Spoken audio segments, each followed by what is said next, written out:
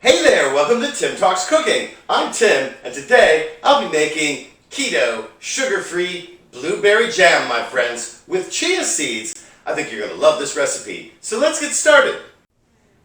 Here's what you'll need. Starts off with 1.5 pounds or 1.5 quarts or so, about 6 cups of fresh blueberries. You would use frozen blueberries, of course. This is the equivalent of 750 grams of blueberries. You're also going to want 6 tablespoons of water, 6 tablespoons of chia seeds. I'm just going to pour them in there. You're also going to want the zest and juice of 1 lemon.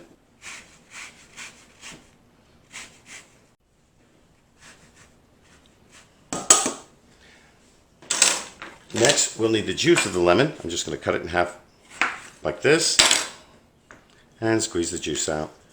I'll catch the seeds in my hand like this.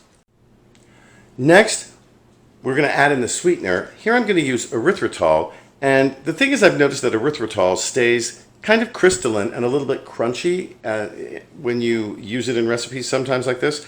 In order to avoid that, I'm going to put it through my coffee grinder real quick. Before we do that, let me just pour it right in there. Try not to make too big of a mess. You can also buy this in a powdered form that dissolves very easily. Just simply turn what you have into what you need. This I'm just going to dump right on into my jam mixture now. 3/4 cup. We're just going to dump that on in there. Here we are over the stove, and I've got this over a medium-high heat. I'm going to just stir it. We want to combine all of the ingredients that are in there. We want the blueberries to break down. It's going to take about 15 minutes for that. After just a few minutes, you can see the sweetener has dissolved more or less completely. And soon the blueberries will start to soften up and the liquid will come to a boil. We're going to simmer this for 10 to 15 minutes. And in order to help that along a little bit, I'm going to put a lid on that for right now. I'm going to keep an eye on it and stir it every couple of minutes.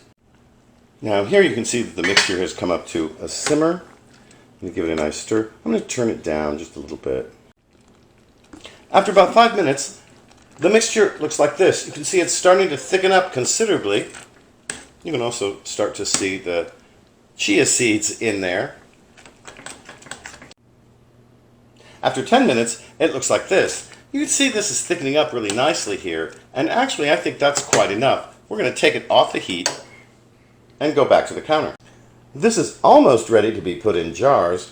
There's an optional ingredient though I want you to think about, and that is 2 tablespoons of pure vanilla extract. I'm going to put that right on in there. You don't have to use that. I think it just makes it all the more delicious.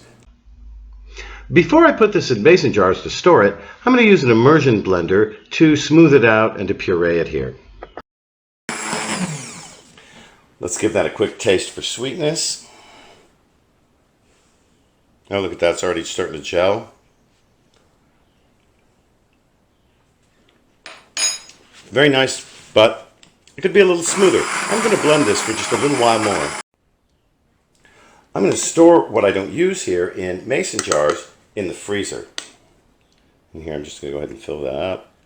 Leave a little head space at the top, about 1 inch.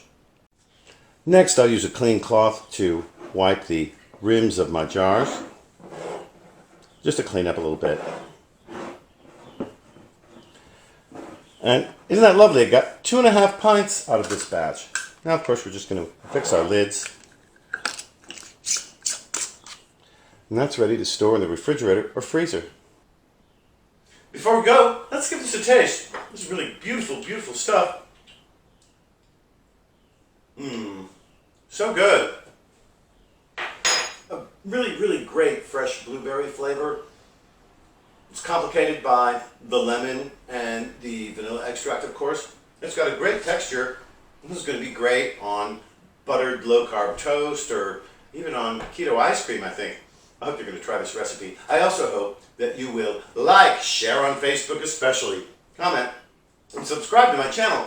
Subscribing helps my channel grow. It also helps you find my videos, especially if you click on that notifications bell. Thanks again for joining us here today at Tim Talks Cooking.